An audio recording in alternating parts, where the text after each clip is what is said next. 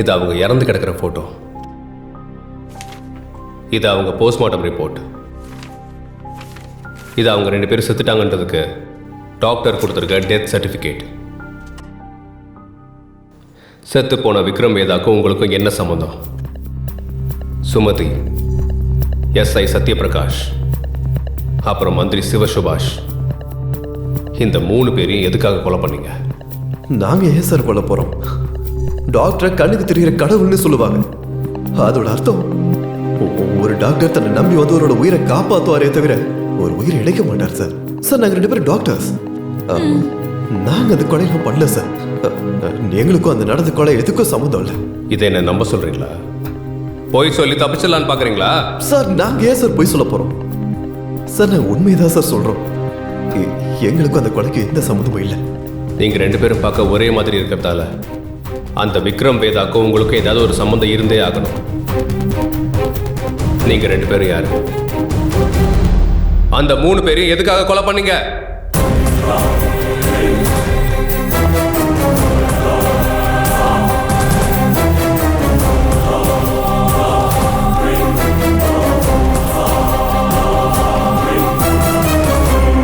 சொல்லிடுறேன் சார்.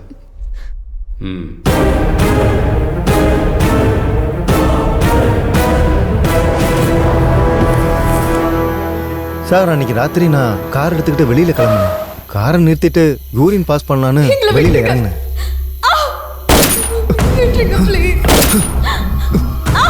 ரேகா, அங்க துப்பாக்கி சத்தம் கேக்குது. யாரோ அழுகிற சத்தம் கேக்குது. வா போய் பார்க்கலாம்.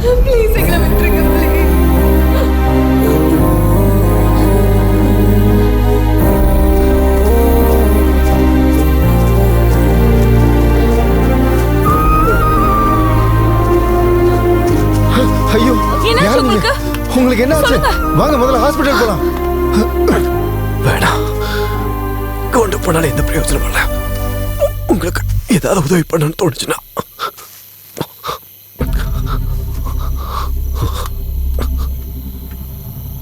இந்த மொபைல்ல ஒரு இம்பார்ட்டன்ட் வீடியோ கிளிப் இருக்கு. இதை தேடி வந்தவங்களே எங்களை இந்த மாதிரி பண்ணிட்டாங்க.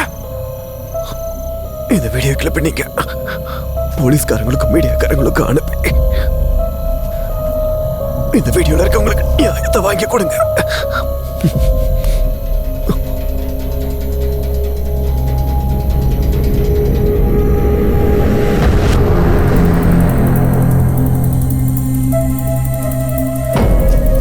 சுமதின்ற ஒரு பொண்ணோட கான்டாக்ட் நம்பர் இதுல இருக்க.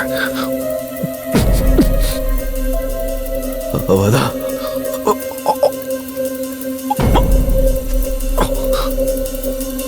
அவதான்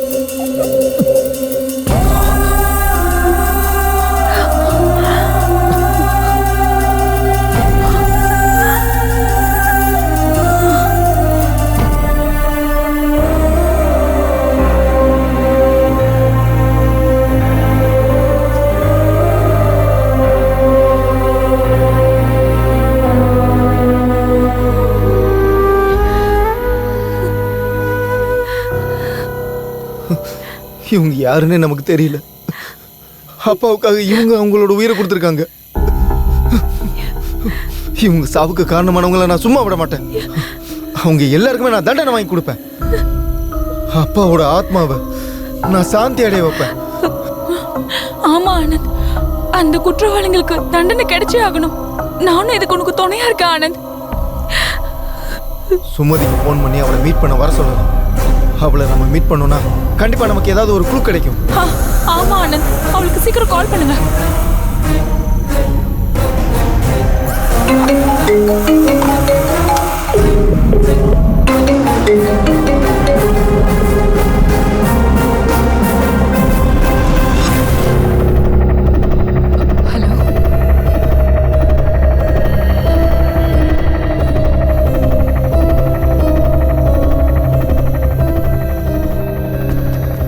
சுமதி இந்த இடத்தோட லொகேஷன் தான் ஷேர் பண்ணியிருக்கா. இந்த வண்டி கூட அவளோடது தான் நான் நினைக்கிறேன். உள்ள யாரோ கத்திட்டு இருக்காங்க. என்னன்னு தெரியல. பாப்பா பாப்பா சீக்கிரம் வா. சுமதி,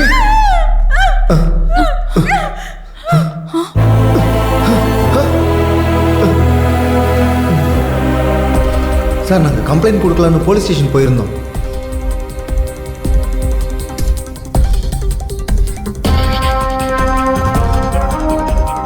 சார் இல்லை வெளியில் போயிருக்காரு, நீங்கள் கொஞ்சம் வெயிட் பண்ணுங்கன்னு சொன்னாங்க.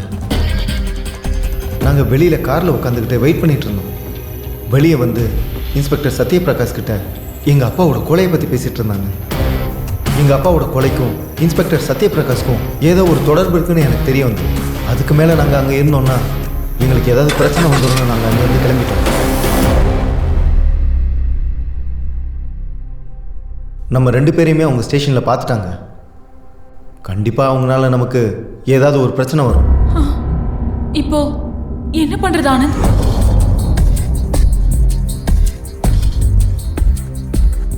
குற்றவாளிகள் யாருன்னு கண்டுபிடிக்கணும்னா அதுக்கு ஒரே ஒரு வழிதான் இருக்கு. செத்து போன அவங்க 2 பேர் மாதிரி நம்ம மாஸ்க் போட்டுக்கலாம். நம்ம கிட்ட இருக்கிற அந்த வீடியோ கிளிப்பிங்ஸை டிவி சேனல் கிட்ட போய் கொடுத்துடலாம்.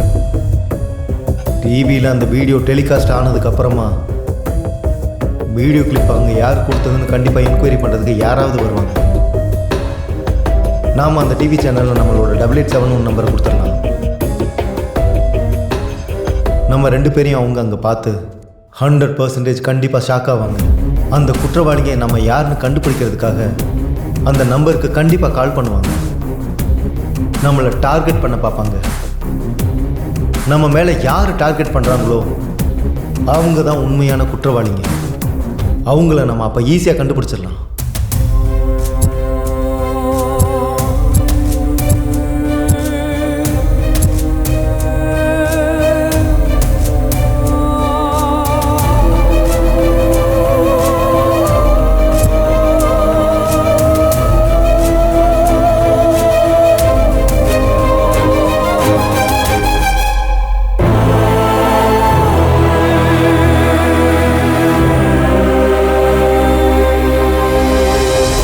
அந்த வீடியோ கிளிப்பிங்ஸை நாங்கள் டிவி சேனலில் கொடுத்துட்டு வந்துட்டோம். அந்த வீடியோ டெலிகாஸ்ட் ஆனதுக்கப்புறமா நாங்கள் அந்த மொபைலை ஆன் பண்ணோம். எஸ்ஐ சத்யபிரகாஷ் சார் உங்களை மீட் பண்ணணும்னு நிறைய தடவை மெசேஜ் பண்ணியிருந்தார். அவர் கால் கூட பண்ணியிருந்தார். நாங்கள் நினச்ச மாதிரியே எஸ்ஐ சத்யபிரகாஷ் சாருக்கும் இந்த கொலைக்கும் சம்மந்தம் இருக்குன்னு தெரிய வந்தது. நாங்கள் அவருக்கு ஃபோன் பண்ணி உண்மை என்னன்னு தெரிஞ்சுக்கிறதுக்காக நாங்கள் ஒரு இடத்துக்கு அவரை வர சொல்லியிருந்தோம். அந்த இடத்துக்கு போய் நாங்கள் பார்த்தப்போ எஸ்ஐ சத்யபிரகாஷை யாரோ கொலை பண்ணியிருந்தாங்க. கீழே கிடந்த அவரோட மொபைலுக்கு ஒரு கால் வந்துச்சு. அந்த மொபைலை நான் எடுத்து யார் கால் பண்ணுறாங்கன்னு பார்த்தேன். அதில் மினிஸ்டர் கேஎஸ்பின்னு போட்டிருந்தது. மினிஸ்டர் எதுக்காக இவருக்கு கால் பண்ணுறான்ற க்யூரியாசிட்டியில் நான் அந்த கால் அட்டன் பண்ணேன். அவங்களை கொன்னுட்டியா? அவங்க எந்த காரணத்தை கொண்டு அங்கிருந்து உயிரோட போகக்கூடாது. என்னோட அரசியல் வாழ்க்கை முடியறதுக்கு காரணமான அந்த 2 பேரும் அங்கேயே சாகணும். அவங்கள சாகடிச்சிரு சீக்கிரம். எனக்கு அப்போ தான் ஒரு உண்மை புரிஞ்சுது. எங்கள் அப்பாவோட சாவுக்கு அந்த மினிஸ்டர் தான் மூல காரணம்னு. அவனோட மொபைலை அங்கேயே தூக்கி போட்டு நாங்கள் ஓடி வந்துட்டோம். மினிஸ்டர் கெஸ்ட் ஹவுஸில் தான் இருக்காருன்னு தெரிஞ்சுக்கிட்டு நாங்கள் அவரை தேடி வந்தோம். ஃபோனில் ஏதோ ஒரு பொண்ணு கூட பேசிக்கிட்டே அவள் பின்னாடியே போனார். இதுதான் சரியான சமயம்னு நாங்கள் அவர் பின்னாடியே ஃபாலோ பண்ணி போனோம். அங்கே யாரோ கத்துற சத்தம் எங்களுக்கு கேட்டது. நாங்கள் அங்கே போய் பார்த்தப்போ அவரையும் யாரோ கொலை பண்ணியிருந்தாங்க. இதுதான் சார் நடந்தது. நடந்த கொலைகளுக்கும் எங்களுக்கு எந்த சம்மந்தமே இல்லை சார். நாங்கள் இந்த கொலையெல்லாம் பண்ணல சார். ஆமா சார்.